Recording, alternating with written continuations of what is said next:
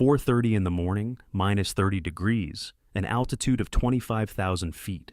The finest high-altitude climber of his generation calls his wife and calmly says, "I feel good. I'm heading for the summit. No one will ever hear from him again." Jean-Christophe Lafaille survived in places where others died. 11 8,000ers.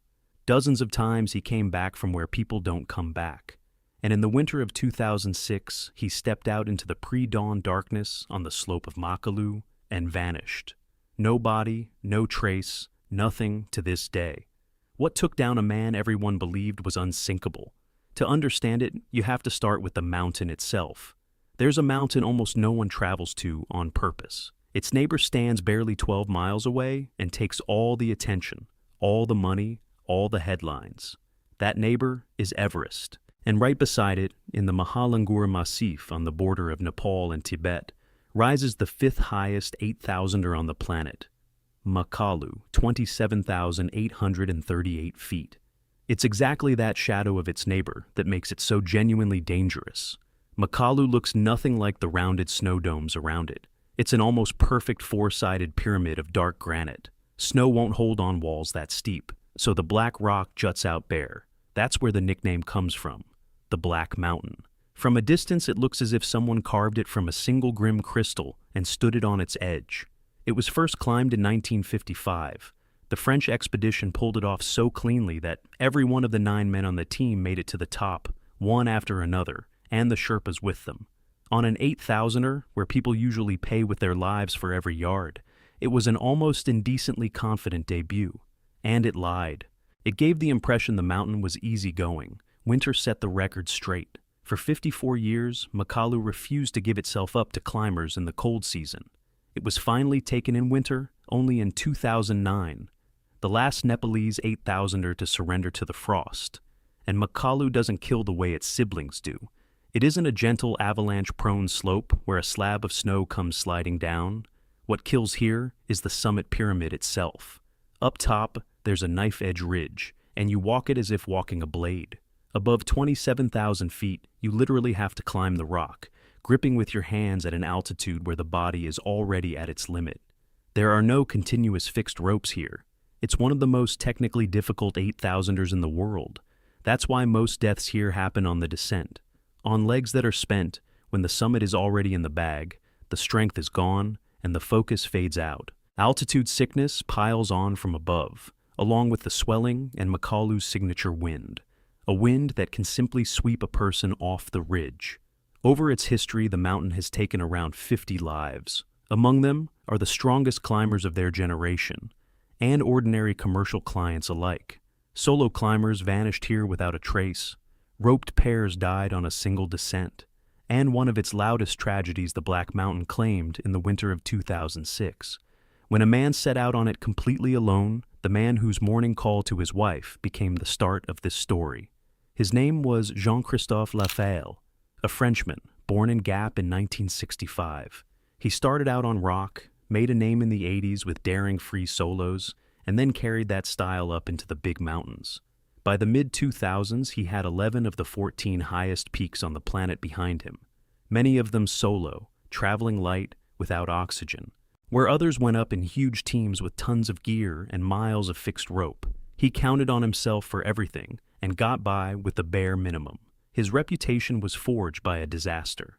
A few years before Makalu, he survived on the south face of Annapurna. He lost his partner there, Pierre Béguin, and came down a gigantic sheer wall with a broken arm. After that, people started talking about him, saying this one will haul himself out of anything. He wasn't a reckless daredevil. He was more of a cold, precise professional who turned risk into a craft and almost never miscalculated. His list of solos amazed even his colleagues. He climbed Shishapangma by a new route on his own, then came back and did it again in winter. On the Gasherbooms, he managed the nearly impossible. 2 8,000ers back-to-back, 2 summits in 4 days. Of all 14 highest mountains, 3 remained unconquered by him: Everest, Kangchenjunga, and Makalu. By 2005, ordinary goals were no longer enough for him. Just to climb a mountain, that wasn't enough. Lafaille was looking for something no one in the world had done yet. And such a thing existed: Across all the decades of attempts, Makalu had never once been climbed in winter. He decides to go. In winter, alone, without oxygen. No team, no partner, no long fixed ropes to lean on during the descent. Just him, the mountain, and the cold. From the outside, it sounds like sheer madness. To him, it was the logical continuation of everything he'd done before. The purest possible style, where everything rests on a single man. Back home in France, his wife Katia and the children stay behind. Their link to him is the thin thread of a satellite phone. They had agreed on regular check-ins. He would call in and tell them how the climb was going, where he was, how he felt. For the family, these calls were the only way to know he was alive. For him, they were the only bridge to other people from that icy slope. In December of 2005, Lafaille is already on the mountain. He prepares the push methodically. He hauls supplies up above the advanced base camp, sets up intermediate points, and works out the route across the Makalu Pass onto the upper ridge. Down below, winter holds the mountain in a dead grip, while he calmly, stubbornly, step by step, works his way up to the part of the pyramid where Makalu runs out of patience. Winter at this altitude is, above all, waiting. The wind here is famous for a particular fury. For weeks it keeps a man pinned to his tent, not letting him take a single step up. Every day of standing still eats away at the supplies and the strength. But to head out in the storm means not coming back. On the 24th of January 2006, the sky finally cracks open. The weather improves, a brief window opens, and Lafaille goes up. One man climbing a slope that no one in history had ever climbed in winter. Beneath him, an empty frozen world, not a single living soul for tens of miles. The temperature plunges toward -30, and every breath gives his body only a third of the oxygen it's used to, and he moves at his own pace, measured and sparing, the way he had done it dozens of times on other mountains. On the 26th of January, he reaches an altitude of 25,000 feet and pitches a high camp here, a small tent clinging to the slope above the abyss, the last platform before the summit. Beyond it lies the hardest and most dangerous stretch, the upper part of the pyramid, rock climbing at an unthinkable altitude and that very knife-edge ridge above the void. In faraway France, thousands of miles away, Katia's satellite phone rings. On the mountain, it's 4:30 in the morning on the 27th of January.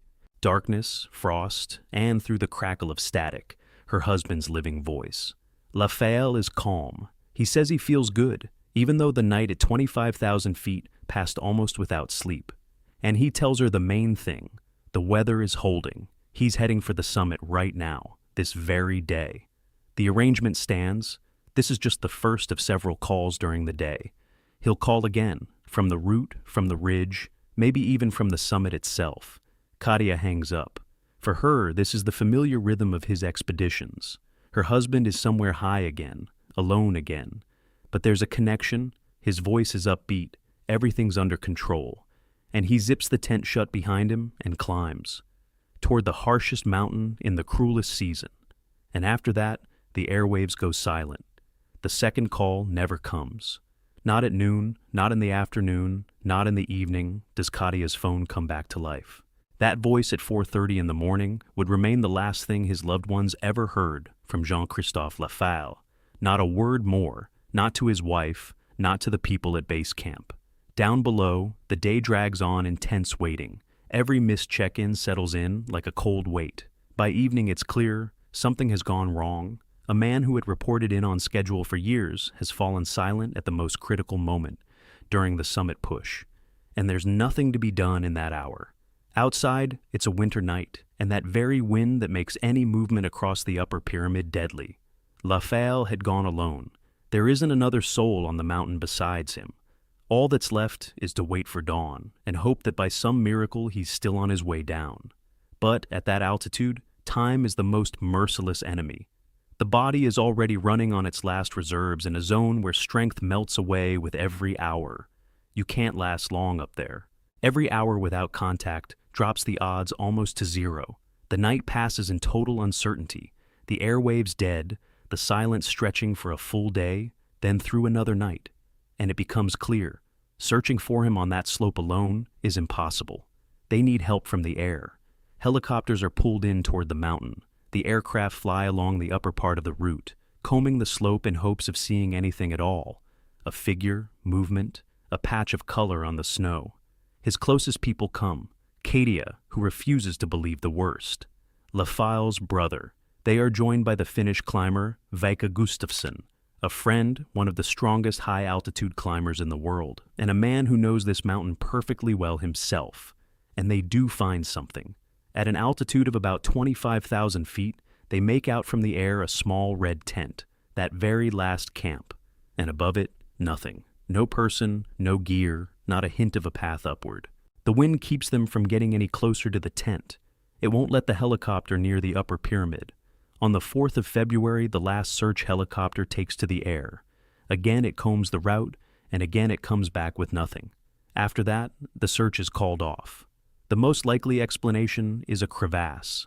The upper part of the route is slashed with hidden fractures, deep splits in the ice beneath a thin bridge of snow, a step to the side, a faulty foothold under a tired leg, and a man drops into the blue darkness, from which, alone, with no roped partner to help, there's almost no climbing out.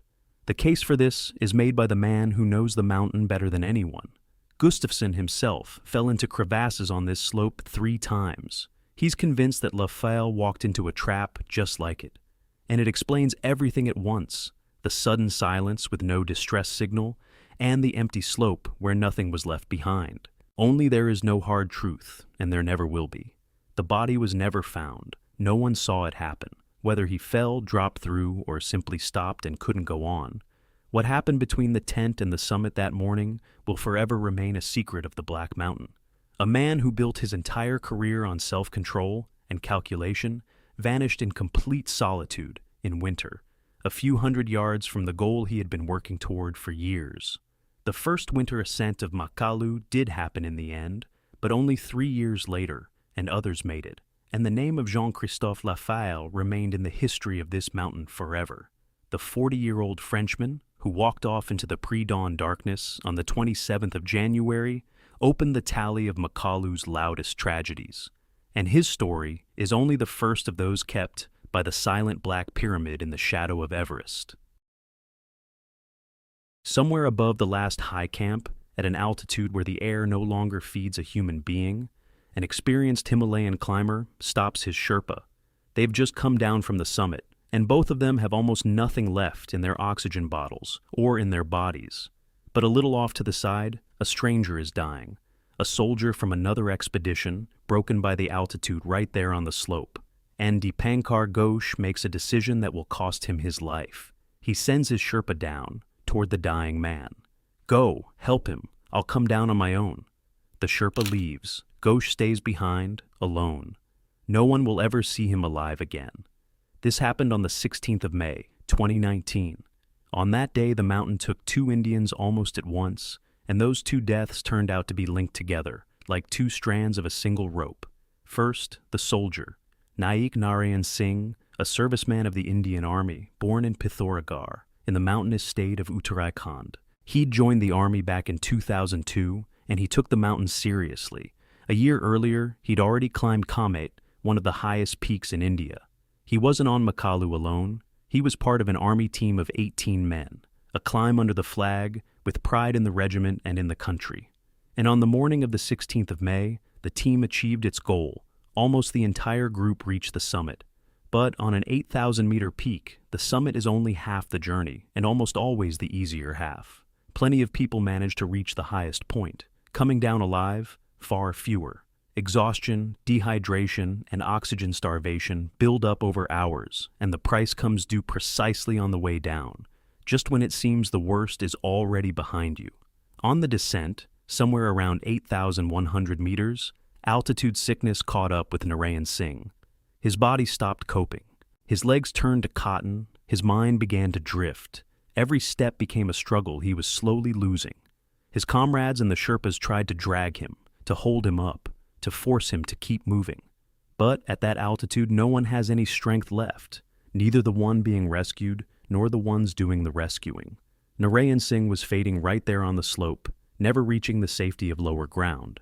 And it's at this very moment that Dipankar Ghosh appears nearby with his Sherpa. Ghosh is 53 years old, and in Indian mountaineering, this is a well-known name.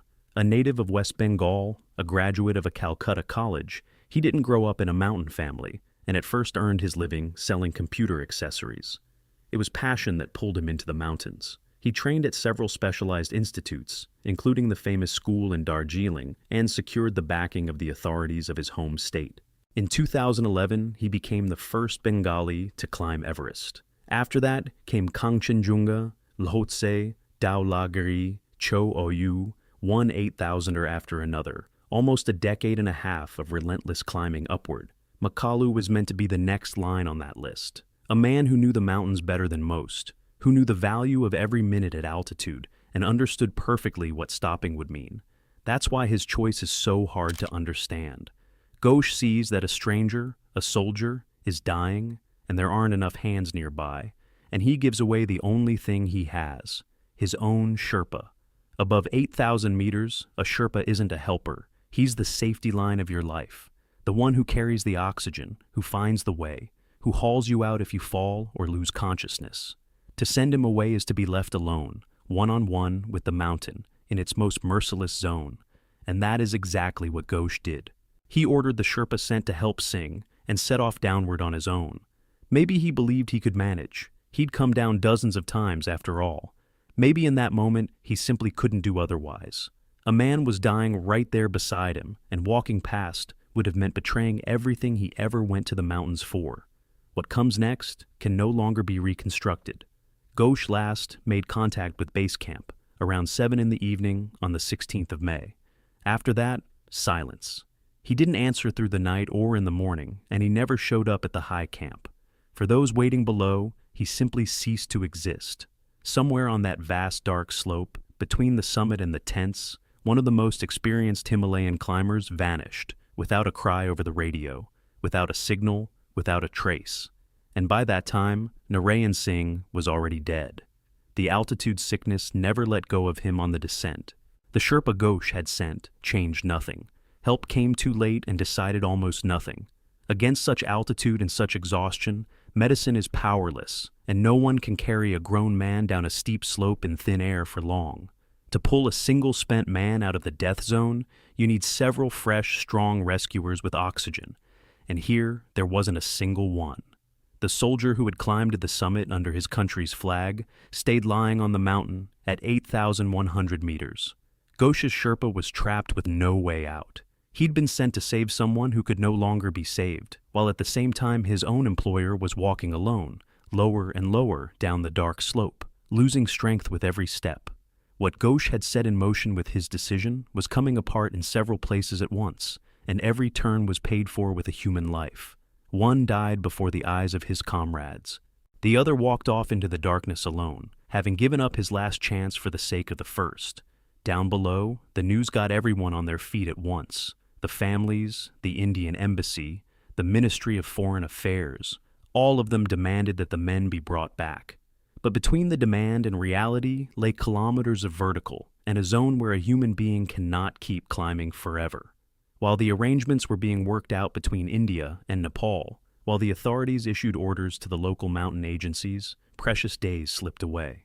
The rescue operation could only be launched 5 days after Ghosh disappeared. On the 21st of May, a team of 14 high-altitude Sherpas set out for the mountain under an experienced leader. Among them were rescuers with a name, including some who had set records for evacuations at extreme altitudes using a long line from a helicopter. If anyone could bring the dead down off a mountain like that, it was them. But even for them, this work remained deadly dangerous. These men weren't climbing for the summit, they were climbing for the bodies. To return the dead to their families, the living had to climb back up to the very place where 2 men had already died. The team found both of them. The remains of Dipankar Ghosh and Narayan Singh were located on the slope, and the long, grueling descent toward Camp 4 began. Every meter of such a transport is work at the absolute limit. A heavy load, treacherous terrain, wind, cold, and your own body, which is giving out too at altitude. And it was right then that the mountain showed it didn't care who had come for victory and who had come for someone else's dead. On the 24th of May, as the bodies were already being brought down toward the camp, one of the rescuers died, a young Sherpa named Nima Charing. He was part of that very team pulling the dead Indians out. The exact circumstances of his death remained unclear to the very end. The leaders said the cause could only be understood once the group came back down. But the fact stays unchanged.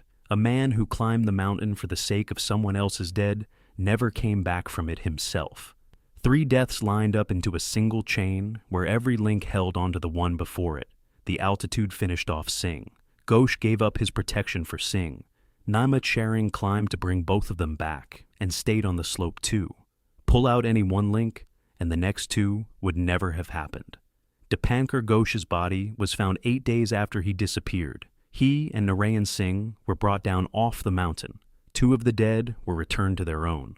But it was paid for with a 3rd life, and it brought their families no great relief. Back home, Dipankar Ghosh was not forgotten. In West Bengal, his name was known even in his lifetime.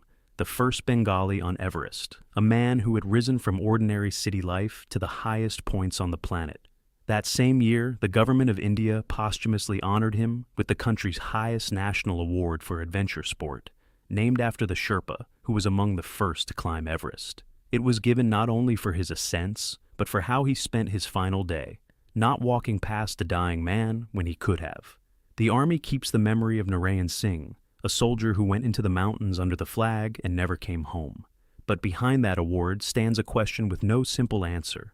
What is a climber supposed to do when, right beside him, in a zone where everyone is barely alive themselves, a stranger is dying? Ghosh's act can be called nobility. It can also be called the fatal mistake of an experienced man who overestimated himself and underestimated the mountain. At that altitude, the line between heroism and a fatal risk to your own life almost disappears entirely. The story of the 16th of May 2019 isn't about broken gear or a sudden avalanche. It's about human choice in a place where any choice could be your last. 2 men climbed with pride and faith in themselves. A 3rd went after them out of pure duty. The mountain took all 3 and gave their families no simple comfort, only a reminder of how dearly an outstretched hand costs up here. Helping a stranger on that slope was neither weakness nor foolishness. It simply cost too much. The snow breaks loose from the slope without warning. A white slab as thick as a grown man is tall tiers away just below the 3rd camp and starts down, picking up speed. It slams into 2 people clinging to the fixed line, the single rope strung along the slope and frozen into the ice. The rope snaps like a thread. Shelly Johannesen and a Sherpa named Tawa vanish into the rushing snow and are swept down hundreds of meters. A few hours earlier, everything here looked different. Morning, thin air, a line of people coming down off the mountain. The hard part was already behind them. The day before, on the 9th of May, 2026, at 10:30 in the morning, Shelly stood on the summit of the 5th highest 8,000er on the planet. Beside her were her partner, David Ashley, and 2 high-altitude Sherpas, Tawa and Phurba Sonam. They had worked toward this for months. All that was left was to get back down. Shelly Johannesen was 53 years old. She lived in the state of Utah, in a small town at the foot of the mountains, and together with David, she had founded a company called Dash Adventures, which leads expeditions to the most remote corners of the world. For Shelly, the mountains weren't a one-time adventure. They were a profession. She mapped out routes, chose the slopes, outfitted and led groups all over the globe. Her experience at altitude was serious. This was far from her first time on a major peak, and she knew well how the body behaves where there isn't enough air. Makalu was a logical next step, a challenge she had set her sights on deliberately. Shelly left behind 3 children from an earlier marriage. The mountains were her passion, and that same passion is what, in the end, brought her to this slope. They began the climb long before dawn. They set out from the high camp in darkness and cold, in thin air, where every step costs more than the one before it. The rope team moved upward slowly and with focus. Shelly, David Ashley, Tawa Sherpa, and Phurba Sonam Sherpa. The weather gave them a window. By 10:30 in the morning, on the 9th of May, one after another, they reached the top. That single moment that all this labor exists for. 4 people on the highest point of an enormous mountain, clouds below them, and neighboring 8,000ers all around. Nothing ahead but the descent. They took a few photos, marked the moment, and started getting ready for the way back. Coming down off an 8,000er is more dangerous than the climb itself, and Shelly and her team knew it.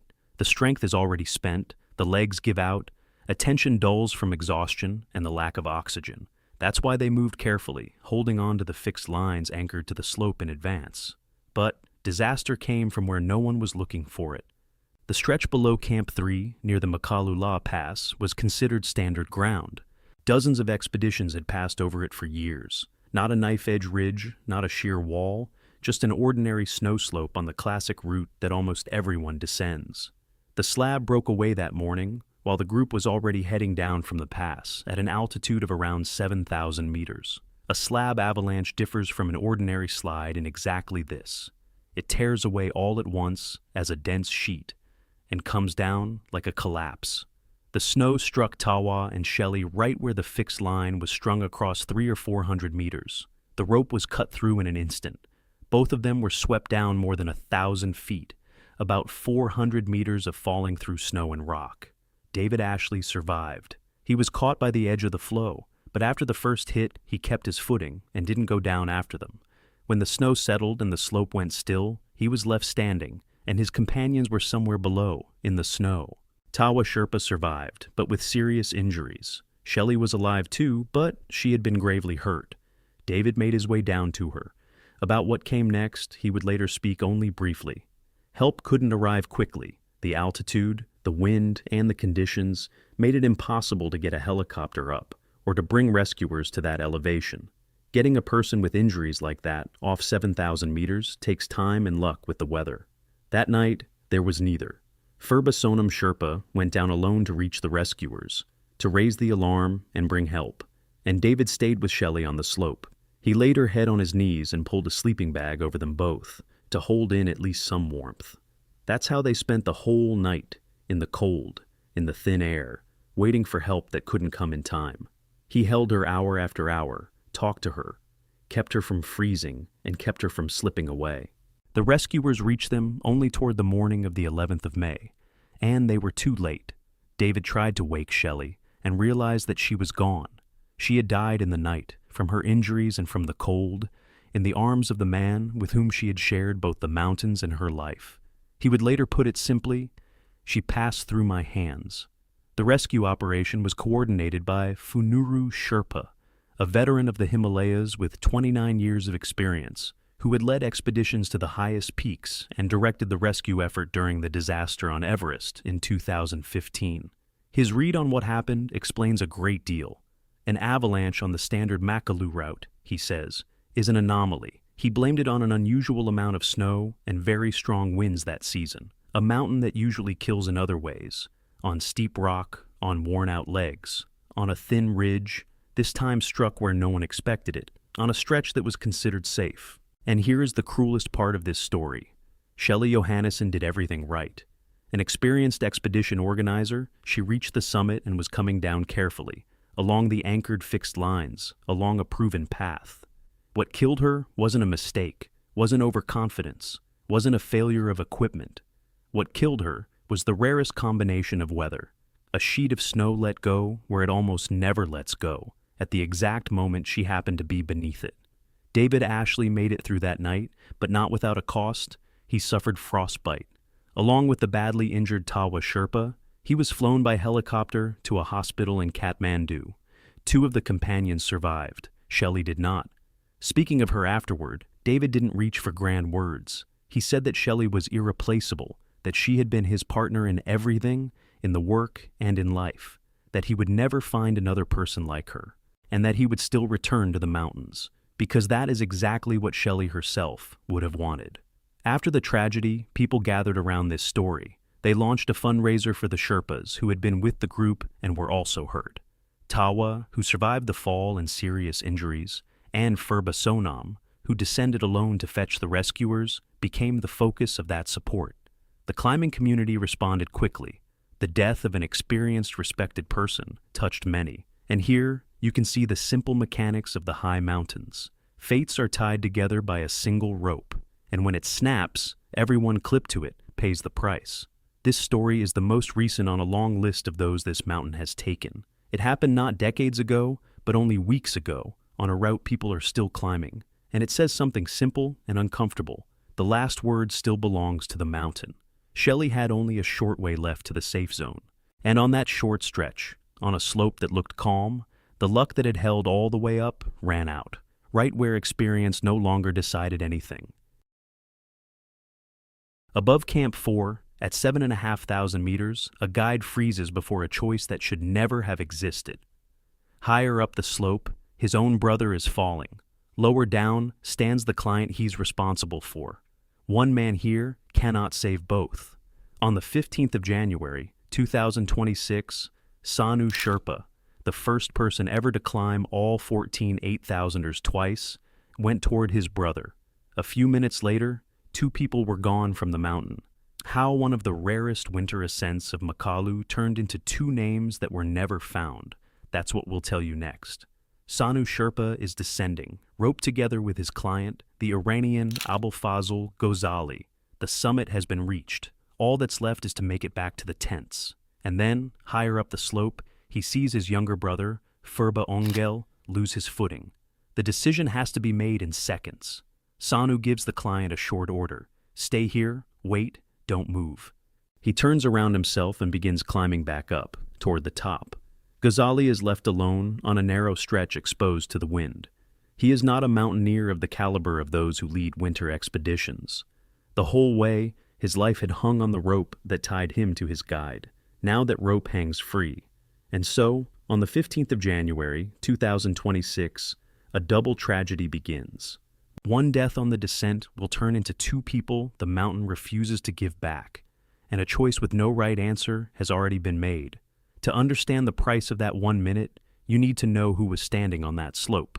The expedition was led by Sanu Sherpa. That very record, all 14 8,000ers for a second time, he closed out in the summer of 2022. In all, he had stood on those summits more than 40 times. The mountain had long stopped being a mystery to him. Beside him walked not a hired partner, but his own blood, his younger brother, Phurba Ongel Sherpa, born in 1981, in that very valley at the foot of Makalu. He had known these mountains since childhood, the way you know your neighbors. By the age of 44, Phurba had climbed Everest 19 times and had led high-altitude teams across the 8,000ers of Nepal and Pakistan. 2 brothers from the same valley found themselves on the same mountain on one of the rarest expeditions of the season. One was leading, the other walked beside him, and neither of them suspected they would come down apart. The climb itself, the one they had set out on, was on the very edge of the possible. In all of Makalu's history, this was only the second confirmed winter summit, the first and only one before it had happened in February of 2009. Between those 2 dates lay years when, in winter, the mountain let no one through. The difference from an ordinary season is enormous. In winter, there's no crowd of clients here, no long line of fixed ropes, no other camps you can crawl into to warm up. There is only the wind that never dies down, the cold that never lets go, and your own small team. Sanu's group went up light. Sanu himself, his brother Phurba Ongel, 1 more Sherpa, and the Iranian client, Gozali. 4 people against an entire mountain in its most desolate month. Fewer people around means fewer chances of another hand reaching out if something goes wrong. And on the descent, something did go wrong. There was one person in this group who depended entirely on the others, the client. Abolfazl Gozali had come from Iran to climb a winter 8,000er. By the accounts, he had no insurance, and his climbing experience was never clearly established. To Sanu, he was no random companion. On an 8,000er, a guide leads his client under personal responsibility, from the first camp to the summit and back. They had walked in the same rope team the whole way up and the whole way down. At that altitude, a client entrusts his very life to the man leading. In an ordinary expedition, that bond almost never breaks. The guide brings the client to the tent and hands him off to the next shift. Here it went otherwise. The link between Sanu and Gozali would snap in a single minute, when the guide had to let go of his client's hand for the sake of his own brother. Just a few hours earlier, it had all looked like a clean victory. At around 27 minutes past 10 in the morning, Nepali time, The team stands on the highest point, 8,485 meters, and all of it in winter. Sanu, his brother Phurba Ongel, and the Iranian Gozali step onto the summit together. There's neither time nor air to celebrate up here. On a winter Makalu, everything most dangerous begins the second you turn your back on the summit and start heading down. In the freezing cold and at the end of your strength, they begin the descent in the same rope team, by the same route, on worn-out legs. Their strength is spent, their concentration stretched to the limit, and the tents are still far away. A victory becomes a victory only down below, if all four of them make it back to people. Not all of them will. A little above Camp 4, at around 7,500 meters, Phurba Ongel loses his footing. 19 Everests, dozens of 8,000ers behind him, and none of it holds in a single wrong second on tired legs. He falls down the slope. By the accounts, around 200 meters. It happens above the place where Sanu and Gozali are moving. The older brother lifts his head and sees the thing he had feared most, someone he loved in trouble, higher up the slope, in a place he still has to reach. Sanu doesn't hesitate. He nods to his client toward the slope, stay and wait, and turns toward the spot where his brother fell. In that moment, the guide stops being a guide and becomes simply an older brother. He climbs upward, pouring his last strength into a hope that may already be gone. And down below stays a man he told to stand still. Put yourself in his place, one life above you, another below. And between them, you alone, at 7,500 meters, where the body gives out and every movement comes at a cost. Every second up there is taken from the one left below. Sanu goes to his brother. Behind that choice are blood, instinct, and the hope that Phurba might still be reached alive. You can't call it a mistake. In his place, it's hard to imagine any other choice. The client stands where he was told to, on an open, windswept stretch with no partner. The minutes pass, and the man who is supposed to come back still doesn't appear.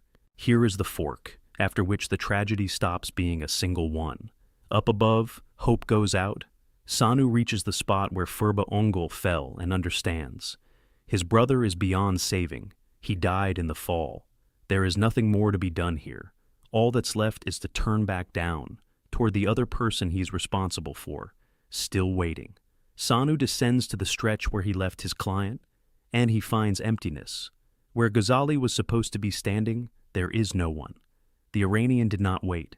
It seems he didn't stay put but went down alone, whether he panicked at the cold and the solitude, or decided he could save himself. Where he went, in what condition, how far he managed to get, no one knows. In a matter of minutes, the guide loses two people, the brother he tried to reach, and the client he left behind to do it. The mountain took both, and Sanu held on to neither. For a man with a record like his, this is a blow of a particular kind, dozens of ascents behind him, and not a single client lost in all his years in the mountains. Until this winter day, on Makalu. Gozali went down without a rope, without a partner, in the winter zone, where surviving alone is extremely hard. On a slope like that, with no other hand and no point of reference, the odds left are slim. What became of him after that, no one knows. Sanu is left on the mountain with a double burden, somewhere above, the body of his dead brother, somewhere below, his missing client. And he still has to descend to base camp, to bring back from there not news of a victory, but of two people who never came home. From base camp, a rescue operation is launched. Sherpas from the 8K expeditions team set out to help, and Sanu himself, barely down, climbs back up with 4 rescuers. The task, to find his brother's body and any trace at all of the client. But winter won't allow it. Twice the weather forces the team to turn back from Camp 4. They reach the mark, and each time the wind drives them back. Along the entire way to the camp, not a single trace of the Iranian, as if the man had dissolved into the slope. After the second attempt, the search has to be called off. The mountain, where only a handful have ever stood in winter, won't even let them bring back their own. What anywhere else would have been a rescue effort, here turns into a retreat. And so it all closes, without a grave and without certainty. Phurba Ongel's body could not be recovered. He remains on the slope of Makalu, where he fell. Abolfazl Gozali is officially listed as missing, and his fate is unknown to this day. 2 men from the same rope team vanish on the same mountain on the same day. The record-breaking brother, the one who climbed all 14 8,000ers twice, comes down alive, but without his own blood beside him, and without the man he was leading. What remains is a cruel arithmetic that's hard to accept. In saving one, the guide simply didn't make it to the other in time. The decision to go to his brother was human and all but inevitable, and it was that very decision that turned one loss into two. The second winter ascent in Makalu's history is remembered not only for its rare success. It remains two names that the Black Mountain never returned to the people. He beat, twice over, the thing that was supposed to kill him. A brain tumor at 19, blood cancer years later, and then he climbed the slopes of Makalu to help children fighting the very same illness he had fought himself. And he died, not on a ridge, not under an avalanche, not in a crevasse. He died in his sleeping bag, in good spirits, mid-conversation with his guide, at Camp 2, at an altitude of around 6,800 meters, without a single warning. What happened in that tent in the spring of 2025, and why the strongest of bodies gave out in its calmest moment, that's the story you're about to hear. Late evening on the slopes of Makalu, in the lower assault camp. The wind that had been rattling the tents all day dies down as night falls. Inside, one of them, two men have just finished dinner. Pancoe climbs into his sleeping bag, settles in, and chats quietly with his partner. Outside, it's freezing. Inside, there's that ordinary expedition and coziness. A thermos, a headlamp, idle conversation about nothing in particular. A couple of hours earlier, Alex had told his guide he felt strong. The altitude was coming easily. His body was holding up, and he'd meet the next day ready. At a height like this, that's a rare bit of luck, to actually feel good. The air up here already holds barely half the oxygen it does down below, and most people simply endure it. But he was smiling and saying everything was going to plan. Beside him is Terry Sylvester, his guide from the Madison Mountaineering team. They lie in their sleeping bags and talk softly, the way people do before sleep, when the lamp is already off and all you can hear is breathing and the rustle of fabric. An ordinary evening on the mountain. In the middle of the conversation, Alex stops answering. He doesn't cry out, doesn't call for help, doesn't clutch his chest. He simply goes quiet. The guide calls his name silence. Not a fall on a steep ridge, not an avalanche tearing away the fixed lines, not a hurricane, none of the things this mountain usually kills with. Just a sudden, inexplicable silence inside the tent. This man is 39 years old, and the most astonishing thing about his story isn't even how he died. It's everything he had already survived to get here. 20 years earlier, at 19, Alex was found to have a brain tumor, a diagnosis that, at that age, sounds like a death sentence. He was operated on at Lurie Children's Hospital in Chicago, and he survived. And years later, his body struck a second blow. Blood cancer, chronic leukemia. The kind you can't simply cure and forget. The kind you have to live with. Two illnesses, each of which had written off his future, and both times he walked out of the fight alive. Alex didn't know how to give up. He didn't quit the mountains. He didn't cross the 8,000ers off his list of goals. A man with a blood disease smoldering inside him climbs higher than most healthy people could ever even imagine. But for him, the mountains weren't a sport or a collection of trophies. They were a language, the language he used to talk about helping others. He turned every climb into a fundraiser for that very hospital in Chicago, the one that had once saved his own life. In the spring of 2025, he chose Makalu, and he set himself a goal to match $27,838, exactly the number of feet in the height of that mountain. The money was for children's oncology, for a program treating blood cancer in the very youngest patients, the same leukemia he was living with himself. The circle closed with an almost painful precision. An adult carrying that same illness inside him, climbing an 8,000er for the sake of children with the same diagnosis. He didn't go alone. He was led by the Madison Mountaineering team, seasoned guides, Sherpas, a chain of camps running up the slope. For a while, everything came together. The real test of any Himalayan expedition isn't the summit push itself. It's the long, grinding days when you train your body to breathe where there's almost nothing left to breathe. Acclimatizing to altitude is a series of careful steps. You climb up to a higher camp, spend the night, come back down, then higher still, and down again. The body learns to work in thin air. The blood changes its makeup. Alex went through this routine exactly as he should have, and, by all accounts, went through it well. On one of the descents, at around 6,900 meters, he was met by another climber returning from Camp 3. That man would later recall it.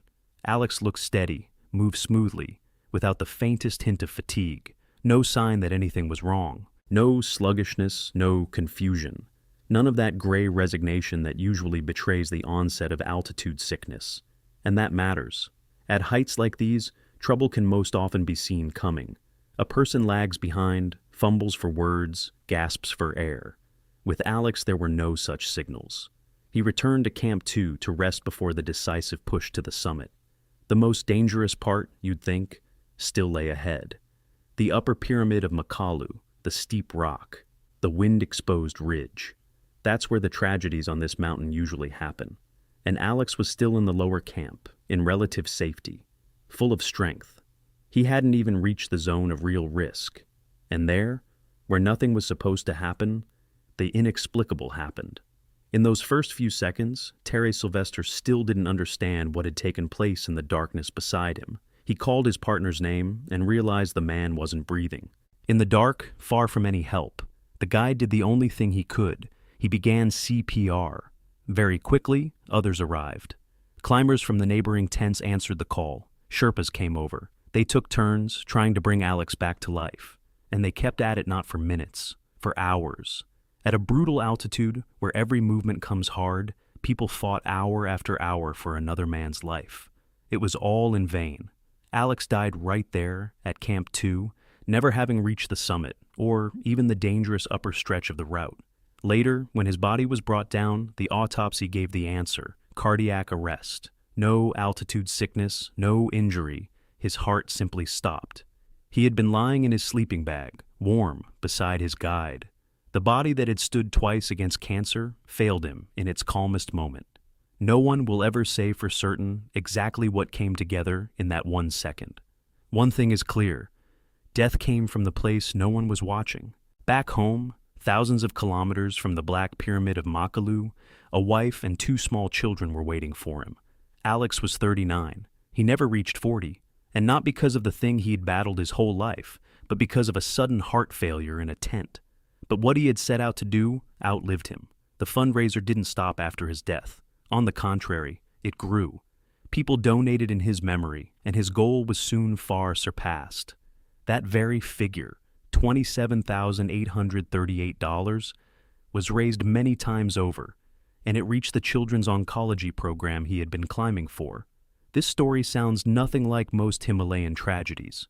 There's no heroic struggle on a ridge, no final push to the summit, no long vanishing into the snows.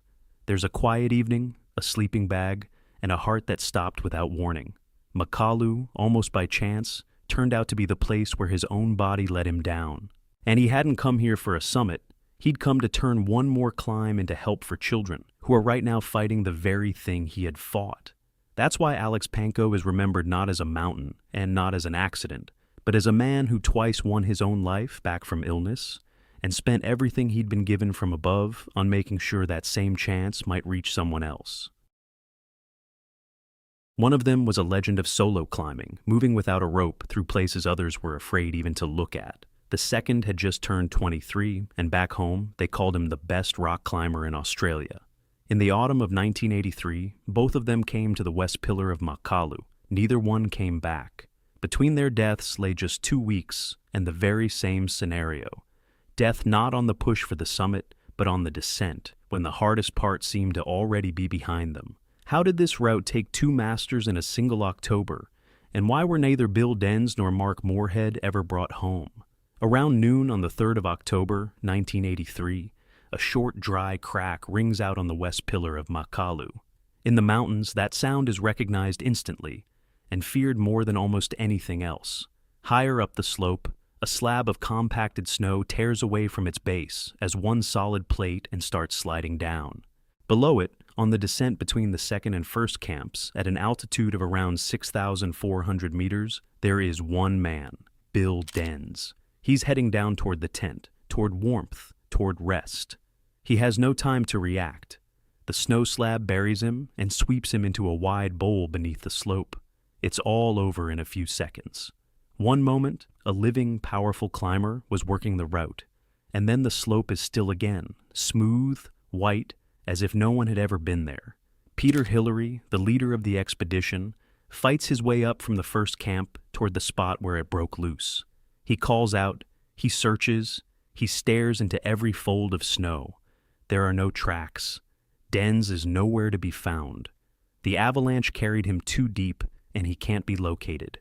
Bill Denz is 32 years old, a New Zealander from Dunedin. For the climbers of Australia and New Zealand, that name is almost a symbol. A man who took on lines that others wouldn't even dare to attempt.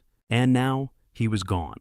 Not on a sheer wall, not on a crux pitch, but on an ordinary descent, at midday, in a place he should have crossed without a second thought. The team doesn't yet know that October of '83 has only just begun collecting its toll, that Denz died first, but not last, and that the west pillar of Makalu would be remembered not as a summit conquered, but as a mountain that took two extraordinary men, one after the other. To understand the scale of the loss, you have to wind back many years, to a boy from Dunedin in the south of New Zealand who looked at mountains differently from everyone else. Bill Denz was born in 1951.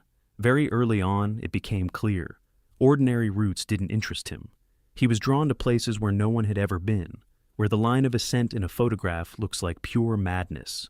He made his name with free solo climbs, alone, with no partner, no rope, no protection. A mistake on a climb like that costs your life. There's simply no room for one. Where other rope teams spent days fixing ropes and arguing over whether to climb at all, he went up alone, trusting only his fingers, his crampons, and his own head. He left new lines all over the world.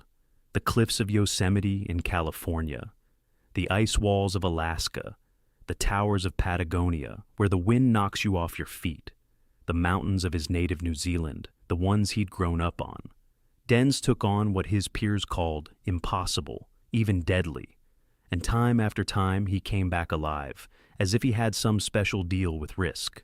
In 1981, he becomes the first person in history to summit Kusum Kanguru in Nepal, a sharp, technically vicious peak that no one had ever conquered before. For him, it isn't a feat, just another unclimbed line that needed to be closed. People in the mountains speak of men like that in a particular tone. Denz was respected, he was envied, he was a little feared. He was of a rare breed, the kind who love unconquered mountains for their own sake, not for the glory, but for the simple fact that no one had reached them yet. That's the man who arrived at Makalu in the autumn of '83. He didn't come to the pillar alone. The team was small but very strong, 4 men, each with a name of his own in the mountains. They were led by Peter Hillary, and his surname carries a particular weight. He's the son of the same Edmund Hillary, the first man to stand on the summit of Everest. On one of the toughest mountains on the planet, the son of a legend was climbing not for the sake of the name, but as an independent, experienced mountaineer. Beside Hillary and Denz were 2 Australians, the young Mark Moorhead, already being called back home just about the best rock climber of his generation, and Fred Fromm, a tough lad from Queensland. 4 men against one of the most forbidding ridges of Makalu. They choose not a siege-style assault with dozens of porters and a chain of camps, but a light, fast alpine style. Minimum gear and people, betting everything on speed and skill. On a simple mountain, that's reasonable. On the west pillar of Makalu, it's a game played for very high stakes. The route here is one of the technically hardest on the entire mountain. Steep granite, unreliable snow. Sections where you have to truly climb, not just walk. The team works the route, fixes the little that can be fixed, sets up the first and second camps. And on the descent between them, the mountain strikes its first blow. The snow is empty, there's nowhere to search, and no one to find. And the 3 who remain are faced with a question that has no easy answer. Head down, or push on toward the summit they came here for. They choose the mountain. From the outside, it always looks harsh. A comrade has just died, the body hasn't been found, and the survivors turn their faces back toward the summit. For men of this level, the logic is different. They came for a line that almost no one had climbed, and to turn around without even trying would mean cheapening both their own risk and the memory of the man left on the slope. Hillary, Moorhead, and Phurba decide to carry on. The main load falls on the two Australians. Moorhead and Phurba push out in front and take on the hardest work, fixing the key, most dangerous sections of the pillar.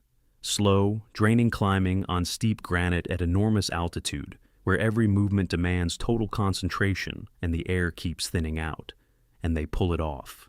The pair fights through the route's main difficulties, the very ones where others had gotten stuck and turned back. They reach the upper part of the pillar, climbing to roughly 7,600 meters. For the first time in the whole expedition, the summit seems genuinely close.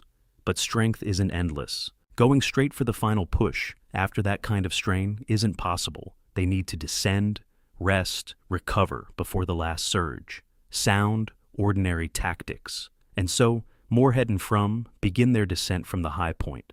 Almost the entire route has been climbed, and in their minds a plan for summit day is already taking shape. That feeling is deceptive. The 15th of October. Exactly 2 weeks have passed since Denz died. By this point, the exhaustion has fully built up. Weeks of work at altitude, thin air, constant strain. The body moves on autopilot, and it's right here, on sections that look easy, that disaster lies in wait. They come onto a stretch of free climbing where there are no fixed ropes. Each man goes on his own 2 feet, with no protection from above. On the steepness, you have to carefully drive your crampons, the metal points on your boots, into the snow and ice. One imprecise step, one crampon snagging, and there's nothing left to hold you. And that's exactly what happens. Moorhead catches a crampon on his own trouser leg or on the ice. The exact cause can no longer be reconstructed, loses his balance, and falls. A fall with no protection on a slope like that is a drop that nothing can stop. Mark Moorhead is 23 years old, one of the most gifted climbers Australia had ever produced, a man from whom the mountains expected an enormous future, and he was gone in a single instant, on a smooth descent, a couple of 100 meters from the fixed ropes that were already in place. For the expedition, this is the end. The team had survived the first death and found the strength to keep going. After the second, there's nowhere left to go. 2 extraordinary men in 2 weeks is a death sentence for the whole undertaking. That year, the West Pillar remains unclimbed. The survivors call off the climb and begin the long way down, carrying the memory of 2 comrades the mountain kept for itself. Decades have passed since then. Neither Denz nor Moorhead was ever brought home. One remained beneath the avalanche snow in the cold bowl of the slope, the other somewhere on the steepness of a route he had almost climbed to the summit. For their loved ones, this is a particular form of loss. No grave, no place to come to. There is only the mountain and the memory. Bill Denz's name didn't fade. In New Zealand, he's called one of the boldest and most gifted mountaineers of his era, a man who rewrote the idea of what a single person was capable of. Awards are named after him, and he's written about as an almost mythical figure, hard, uncompromising, in love with unclimbed walls. In Australia, they speak of Mark Moorhead in much the same way. 23 years old, immense talent, a future that never arrived. An entire generation of Australian climbers grew up on stories of who he was and what he might have achieved had he stayed alive. This story is worth telling not for the grim details, but for the honest question it asks. Where is the line between courage and a risk you can no longer hold on to? Denz and Moorhead weren't reckless beginners. They were masters, the best of the best. And still the mountain took them both in the place they least expected it, on the way down, on snow that looked so simple. Maybe that's the whole lesson of the West Pillar. Neither experience, nor talent, nor a famous surname grants you a pass on the way down. The mountain gives no one a discount. And 2 of the finest lives of that generation were left on a single route in one short October. 8,350 meters, less than 150 meters of vertical, remain to the summit of Makalu. Down on flat ground, that's 2 minutes of an easy walk. Here, on the upper pyramid, it can be a whole lifetime. And so, on the morning of the 12th of May, 2024, a 60-year-old Frenchman named Johnny Saliba feels that he can go no farther. It isn't fear, it isn't doubt. His body simply stops responding. His legs still move, but every step comes harder, and somewhere inside, a switch flips. The kind an experienced person recognizes at once. That's it, the limit. The summit is right there, so close. But the strength to reach it and come back down alive is already gone. Johnny Saliba is 60, an age at which most people have long since traded the tent for an armchair and the ice axe for a pair of garden shears. Yet here he was, on one of the hardest peaks on the planet, on a summit push, among climbers decades younger than himself. For him, Makalu wasn't a box to tick off a list or a nod to fashion. It was a personal, towering goal he had pursued for a long time, and stubbornly. The way people go after such mountains when retreating feels harder than taking the risk. And the place fate handed him for that final push was the most thankless of all. The closing stretch of the route on Makalu is no gentle snow dome you can crawl up on sheer willpower. It's a steep upper pyramid, a narrow ridge, rock you literally have to climb with your hands in places where the body is already running on its last few percent. Every movement here costs 3 times what it does lower down. That's where the mountain caught Saliba, on the hardest section, at the worst possible moment. That morning, his rope team set out onto the final stretch. A handful of people, ropes, oxygen, a slow, measured climb up the ridge where you can't rush and you can't stop for long. Each one is moving at his limit, and each one knows, up high, the body doesn't rest. It slowly wears away. That's why a summit push is always a race. Make it up and make it back while the body still holds. At first, everything went to plan. The group gained altitude, the summit drew closer, and then Saliba's pace began to drop. It doesn't happen all at once. First, a person falls a little behind. Then he stands longer between steps. Then he leans on his ice axe more and more often. An experienced guide reads these signs without a word. And by the time they reached the mark of around 8,350 meters, it was clear. Saliba was in trouble, and he could not be taken any higher. This was where that fork in the road appeared. The one altitude leads to more, often than anyone would like. The rope team stands almost at the goal. Some can still make it. Another can't, not anymore. They made the only possible decision. His personal high-altitude guide, Jean-Christophe Sherpa, turns Saliba around and begins bringing him down, while the rest continue their climb to the summit. That's how it goes on big expeditions.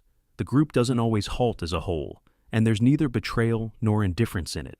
At that altitude, each person survives on his own reserve, and that reserve can't be handed to anyone else. And so, 2 men slowly crawl downward. Jean-Christophe Sherpa and his client, who only a few hours earlier was walking confidently toward the summit. The descent from such a height, when a person has already burned out, is a separate grinding labor, and dragging an almost helpless companion down a steep ridge alone is nearly impossible. You can't just walk here. You have to watch Saliba's every move, hold him up, re-clip the safety line on each section, keep him from sitting down and closing his eyes. Every meter down is one back slowly, and at that altitude time works against them both. They manage to drop only a very little. At around 8,120 meters, his strength left Johnny Saliba for good, just over 200 meters below the point where he turned back. At that height, that distance means almost nothing. Rescue is still far too far down below, beyond many hours of travel. Jean-Christophe Sherpa did what he could, but against what happens to a body in this zone, one man has no tools. He can't carry, can't warm, can't grant a respite that would change anything. And this is the cold arithmetic of Upper Makalu. Here the altitude itself decides. It takes strength faster than a person can descend to where it can be restored. It wasn't a stroke of bad luck on the slope that stopped Saliba, but the summit push itself, up near the top. He climbed above the line beyond which a 60-year-old heart and lungs simply can't keep up, and he just didn't have time to get back. And up above, while his strength was draining away on the descent, his fellow rope team members reached the highest point of Makalu, and in that perhaps lies the hardest part of his story. One and the same outing, one mountain, one stretch of weather. For some, a photograph on the summit and a dream come true. For him, his final hours. The group's descent turned into what every expedition dreads, a return not with victory, but with loss. Saliba's body stayed high on the mountain, in a place it's nearly impossible to climb back to for a recovery. Jean-Christophe Sherpa descended on alone, without the man he had led upward and could not bring back down. Bringing a fallen climber down from such a height is a task people rarely take on. the risk to the rescuers themselves is too great. And so, more often than not, the mountain keeps such stories to itself. When the news reached the valley, it came across almost matter-of-factly. One more death on an 8,000er, one more line in the season's statistics. And that season on Makalu turned out unkind, taking more than one man. But behind that line is a particular human being, a Frenchman who chose to go where not a single weakness is forgiven, and whom the mountain stopped a few dozen steps from his goal. He made it almost all the way to the top. Almost. It's a strange thing. On mountains like these, experience and caution don't work the way you'd expect. 60 years usually means knowing not to court trouble. But the death zone has no regard for seniority or for careful judgment. And the older a person is, the narrower the corridor becomes between still holding on and it's over. Saliba knew this no worse than anyone, and went anyway, because for people like him, the mountain is worth the risk. His story isn't about recklessness. It's about how thin the edge is that even the experienced walk, and how quickly it vanishes underfoot when you're 60 and the goal is only a few meters away. And that, almost, is the cruelest word in high-altitude mountaineering. The last meters at such a height cost more than all the thousands before them, and it's precisely those that separate success from death. Johnny Saliba paid that price in full. The mountain once again recalled a simple rule that people forget here only once. Reaching the top is only half the journey, and only the one who comes back down counts. In the year 2024, Makalu took several lives. About one of them, you heard almost nothing. His name was Lakpa Tenji Sherpa, and he was neither a record breaker nor a client with expensive gear. He was a high-altitude worker for the company 7 Summit Treks. One of those who fix the ropes and haul someone else's oxygen before a tourist walks that same path with a flag. He died, most likely from altitude sickness. And here is the strange part. Almost nothing is known about him. How does it happen that the man who carries someone else's triumph disappears without a single headline? Look at any photograph taken on the summit of an 8,000er. At the center of the frame stands a smiling person, a flag raised overhead. Behind them, the sky and snowy peaks running all the way to the horizon. This is a picture of victory, and it is exactly this image that thousands of people will later see. But the road to that point was laid down in advance. Long before that morning, someone walked here first, across a bare and dangerous slope, and strung up the ropes that the client would later grab hold of, dragged the tents to the top, the oxygen, the food. In the victory photo, that person usually isn't there. And if he does end up in the frame, his name is left unsigned.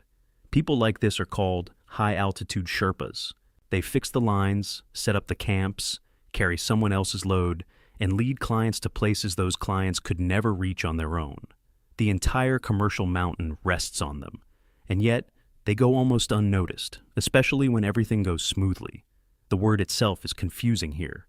Sherpa is both an ethnic group from the eastern regions of Nepal, from the valleys at the foot of the highest mountains in the world, and at the same time, a profession. Not every Sherpa climbs the mountains, but it was people from this group who became the core of the entire high-altitude industry of the Himalayas.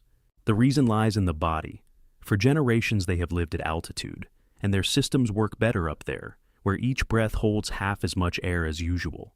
For a visiting climber, such a height is a test at the edge of what is possible. For them, it is closer to a familiar environment, and on this, an entire industry was built. High-altitude Sherpas work for the large operators who sell expeditions all over the world. One of them is the Nepali company 7 Summit Treks, the one Lakpa Tenji Sherpa belonged to. In a single season, a worker like him climbs the mountain not once, the way a client does, but again and again, taking on the most dangerous share of the whole job. He does it not for a record, but for the money. The earnings from one season mean a great deal to a family in a mountain village, sometimes as much as a whole year's income. Long before the first client ever steps onto the route, the mountain is already humming with work. Up they go, the ones called icefall doctors and rope fixers. They pull miles of rope upward and anchor it where, later, holding on to that safety line, a tourist will carefully pass. After that comes what drains a person most of all, the loads, tents, oxygen cylinders, gas, supplies, all carried on their backs. Up, down, then up again with a new burden, dozens of times over a season. The unfairness hides right here. The client crosses the hard stretch once, on his big day. Every extra trip to great altitude leaves its mark. The body doesn't care who stands before it, guest or local. It simply wears down with every hour spent in thin air. The bulk of the risk a Sherpa takes on isn't gathered on the beautiful summit day, but earlier, in this unseen, thankless labor. The spring of 2024 turned out to be cruel to the mountain. That season, several people died on Makalu. Among those names is Lakpa Tenji Sherpa, a high-altitude worker for 7 summit treks. His death passed by as a single line. No spreads in the press, no wave of discussion. There was a dry fact, one more person dead on Makalu, and his case stands apart. It was the only separate death of a Nepali high-altitude worker on the mountain during that period, not part of some great catastrophe, but one quiet death of a man who had come here to work. The cause, by all appearances, was altitude sickness. The body stopped coping with what the height demanded of it. And here one has to be honest, almost no details of his final hours have survived. We don't know exactly when he began to suffer, at what altitude, who was beside him, and this silence around his name is, in itself, telling. There is a stubborn belief that Sherpas are nearly invulnerable up there, as if a lifetime spent at altitude gives them some kind of armor the mountain cannot pierce. A convenient myth, and it holds firmly. But the mountain makes no exceptions. Being used to thin air gives a head start, and nothing more. Repeated climbs over a season exhaust even the most trained body. Fatigue builds drop by drop, and one day it floods in all at once. And the broad mechanism is clear even without the details. A strong man, at home in the mountains, at some point stopped coping with the altitude. Beneath the armor of reputation is an ordinary body, one that also grows tired and one day gives out. The news has its own logic. Attention goes to those with loud names, clients from distant countries, record breakers, the stars of mountaineering. The local worker plays a different role. He is the backdrop against which someone else's drama unfolds. When a man like that dies, his family usually receives compensation, and the operators in recent years do more here than they once did. But compensation is not memory.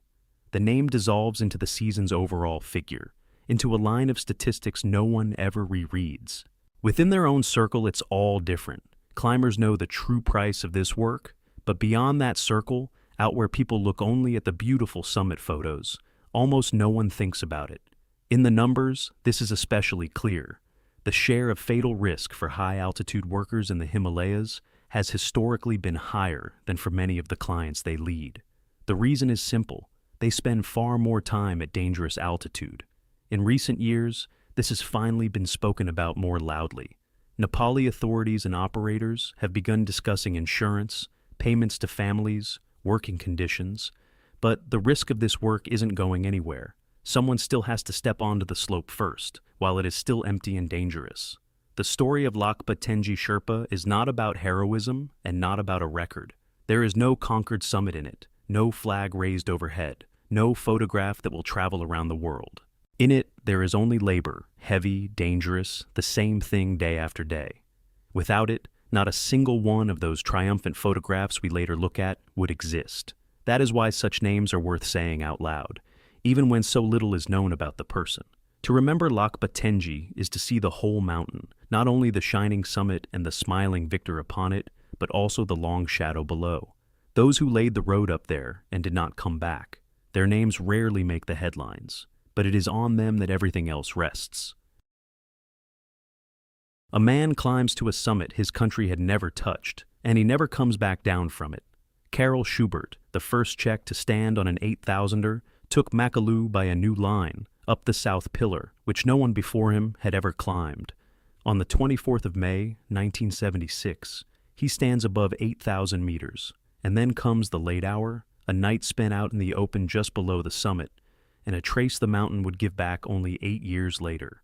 Why did triumph turn into death just hours from victory? And how did his name come down off the mountain after long years of silence? Up to this moment, no Czech, no citizen of Czechoslovakia had ever climbed an 8,000er. Now, Schubert stands on the main summit of Makalu for an entire country, for a generation of climbers who grew up on low rock. This is a frontier they had been reaching toward for almost 10 years.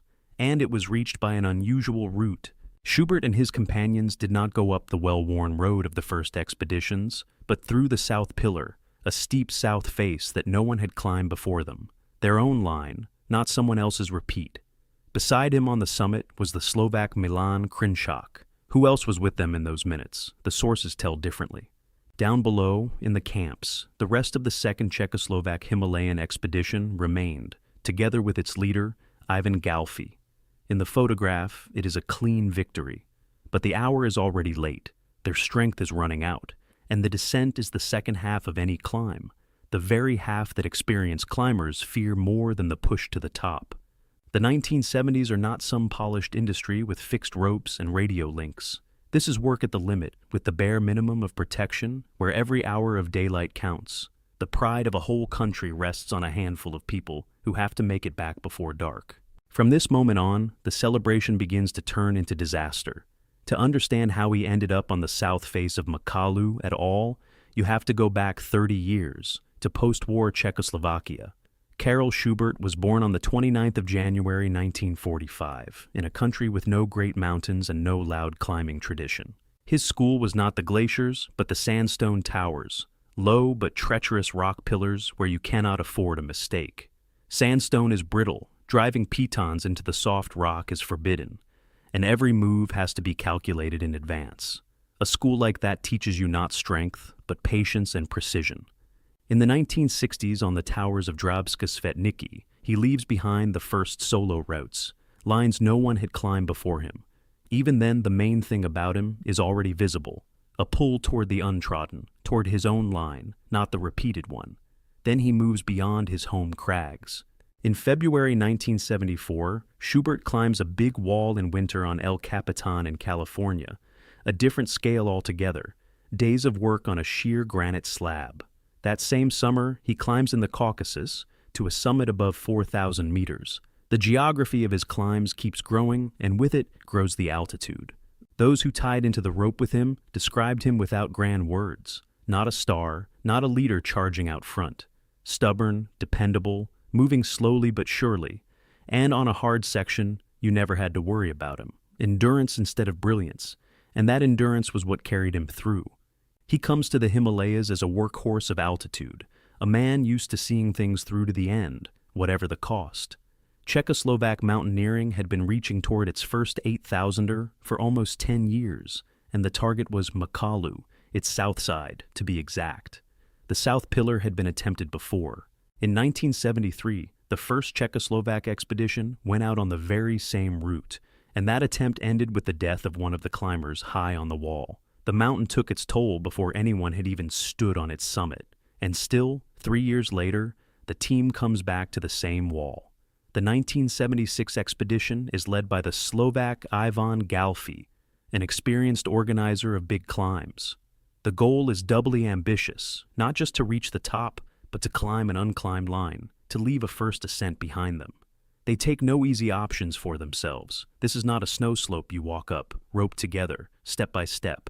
It is a steep mix of rock and ice, where the upper section has no continuous fixed ropes, and every meter has to be won by climbing. By the standards of the 70s, it is on the edge of the possible, simpler technique, heavier gear, and barely any weather forecasts at all. The team works in siege style. That was how big walls were taken back then. A slow buildup of camps, the climbers go up, fix ropes, haul loads, come down to rest, and head up again, stringing a chain of platforms higher and higher. Preparing the route to the final push takes weeks. When the upper camps are ready, Schubert makes it into the summit party. In May 1976, the summit party heads up toward the final section, and here Makalu shows its temper. Instead of even snow, there is rock you have to climb, clawing your way up with hands and crampons, above 8,000 meters. At that altitude, the body moves as if in slow motion, every step demanding several breaths. Schubert moves slower than his partners. That same steady, stubborn manner, only now it is working against him. He does not turn back, does not retreat. He keeps climbing at his own pace, and the gap to the men ahead slowly widens.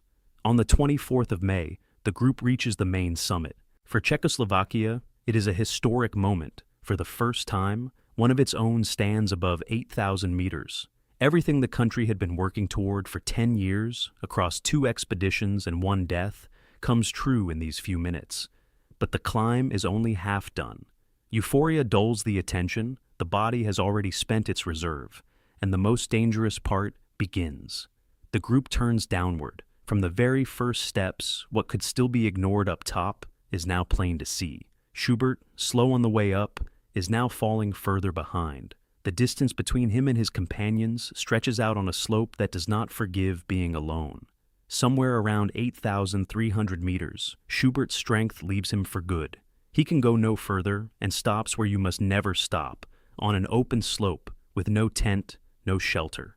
A cold bivouac, a night in the open at extreme altitude where there is neither warmth nor real air to breathe.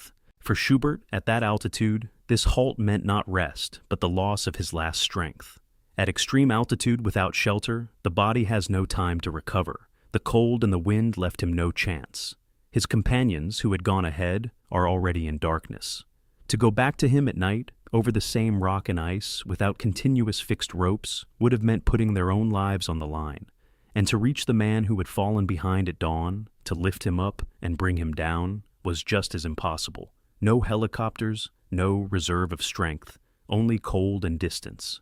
Schubert is left alone, one-on-one with the mountain. On the 25th of May, 1976, Karel Schubert dies on the descent from Makalu. A bitter symmetry. He is the first man of his country to set foot on an 8,000er, and the first who never came back from one. Only a few hours of descent separated him from his companions below. Those hours he did not cross. For Galfi's expedition, it was a victory with a bitter taste. The route was climbed, the first ascent had been made, but the price for the south line of Makalu turned out to be the highest of all, a human life. The south pillar itself remained almost unrepeated for many years to come, too hard and too dangerous for a queue to ever form for it. After that, a long silence begins. Schubert's body remained high on the mountain, on the very line he had been climbing toward his own glory. For 8 years there was no news of his remains, no exact place, no certainty that they would ever be found at all. In 1984, the Briton Doug Scott is working on Makalu, one of the most famous high-altitude climbers of his time. And it is he who finds Schubert's body. A chance meeting on the route closes the story. An 8,000er usually does not give its dead back, and yet here, years later, it gave back at least a name. With him, the Czech history of high-altitude climbing begins. Karel Schubert opened the list of his countrymen who climbed the 8,000ers, a list that would only grow in the decades that followed. His path led from the brittle sandstone towers of his homeland to the sheer south face of the 5th highest giant on the planet. There is no familiar heroism here about coming home and about the summits to follow. There is only the triumph of the pioneer and its price. The first step of an entire country into the great heights was taken and paid for with one life, left up on top. Before Makalu takes a single life, the first one has to die. On the 21st of May, 1973, at an altitude of roughly 8,000 meters, the oxygen apparatus of the Czechoslovak climber Jan Kounický fails. He pulls off his mask and falls. And then come 5 days that will turn out to be harder than the fall itself. A dying man in a tent, and comrades who can do nothing to help. This is where the whole long tally of the Black Mountain began, with a man whose name stands at the very top of the list. A steep slope above 8,000. The frozen mask comes off, one clumsy move, and there's no footing left underneath. The body slides down across snow and rock, gathers speed, and there's no stopping it anymore. A long fall down the wall, and the man comes to rest where the slope drops away below. He survives, but what lies ahead of him will prove harder than the fall itself. Late spring of 73, a slope right at the edge of 8,000. Up to this moment, Makalu had not claimed a single life. The 5th highest of the 8,000ers stood apart from the great tragedies while its neighbors collected their terrible toll. The man now lying on the slope is named John Kounický. In a few days he will become the first death in the history of this mountain. He didn't fall through carelessness. He was let down by a single piece of equipment, the kind you can't move or even think without at this altitude.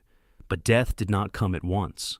The hardest part would turn out to be not the fall, but what came after. More than 30 years before this slope, in the small Czech town of Český Rudelec, a boy is born.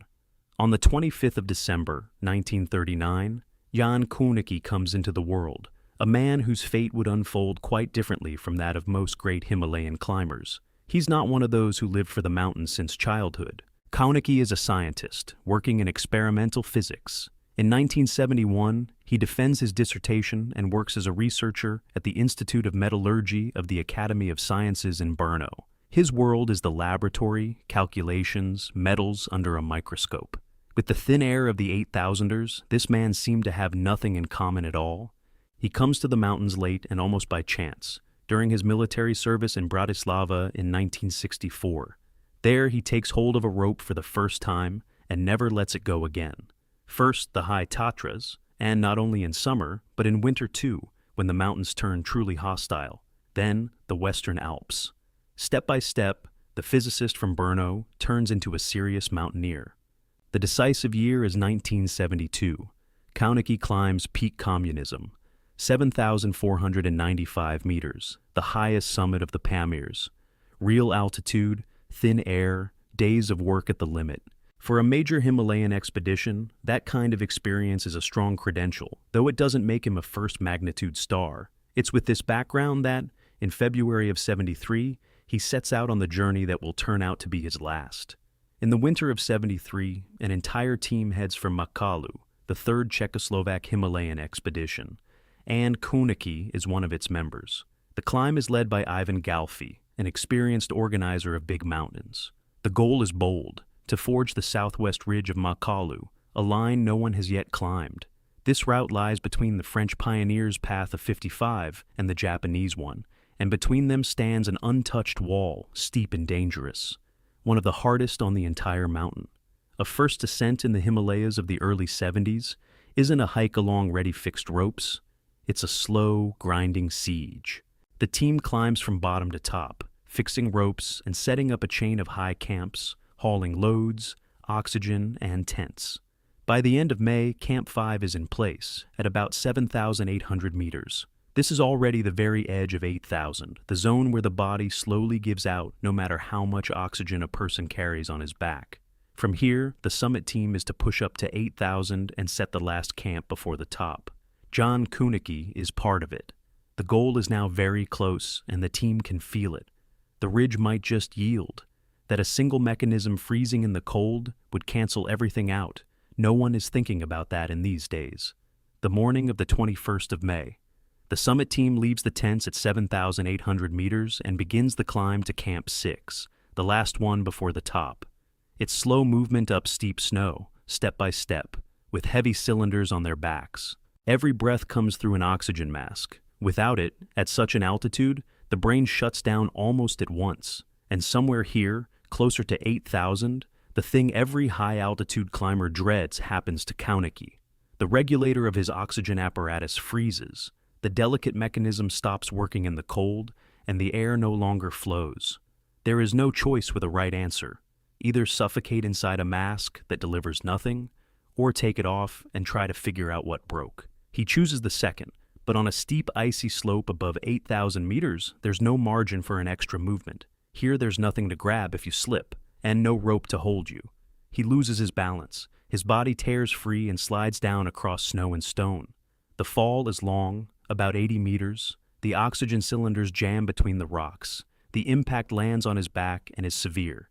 He comes to a stop at that very rocky gully where the slope drops away here. All of this takes mere seconds. One moment there was a strong, experienced man heading for the crest of a ridge no one had climbed. And now he lies motionless, with a serious back injury, at an altitude where even a healthy man strains for every move. The comrades following behind see what happened and start climbing down to him, not yet knowing how bad it is. At the gully, a grim discovery awaits them. He's alive. The impact damaged his spine and spinal cord. He can no longer move on his own. Beside him stay Josef Psotka, Leopold Palenicek, Ivan Fiala, and Mikhail Orelin, the men who in the coming days will share this altitude with him to the very end. With enormous effort, they carry him back up to Camp 5 and lay him in a tent on the icy slope. And here, the hardest part begins. In 1973, a helicopter cannot rise that high. There's no help to wait for from the air. Carrying a man with such an injury down a sheer wall is also beyond exhausted men. And so, his comrades do the only thing left to them. They stay by his side. They feed him, give him oxygen, inject morphine to dull the pain. But every hour at this altitude drains the rescuers too. Their own bodies are slowly giving out as well. Kounický holds on, conscious, for several days. The tent right at the edge of 8,000 turns into a place with no way out for anyone. Once they do bring themselves to begin the descent with him, they cover about 30 meters and stop. Every movement is too hard on the wounded man, and the slope forgives no single mistake. To carry a helpless man down such a wall means almost certainly killing both him and those who carry him. The group turns back to the tent. Now the choice comes down to one thing, not to leave their comrade alone. The last to stay beside him is Mikael Orolin.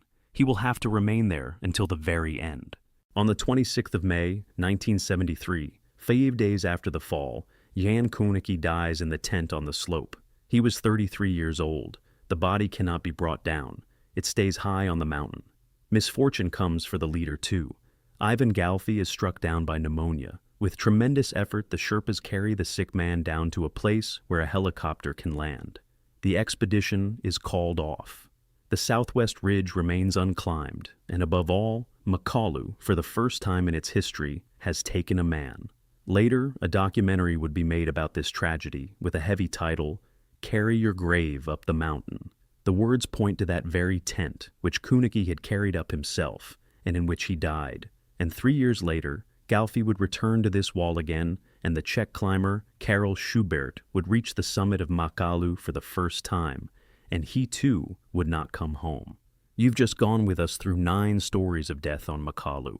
Rare avalanches that come down on safe slopes, a heart that stopped inside a sleeping bag, climbers who dissolved into the mountain without a trace, rope teams torn apart on the descent when the summit had already been won. All of it happened afterward, in the 70s, the 80s, in our own day.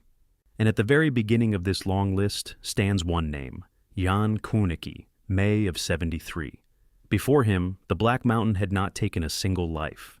Its tally was opened by a scientist who came to the mountains late, climbed very high, and could not get back down.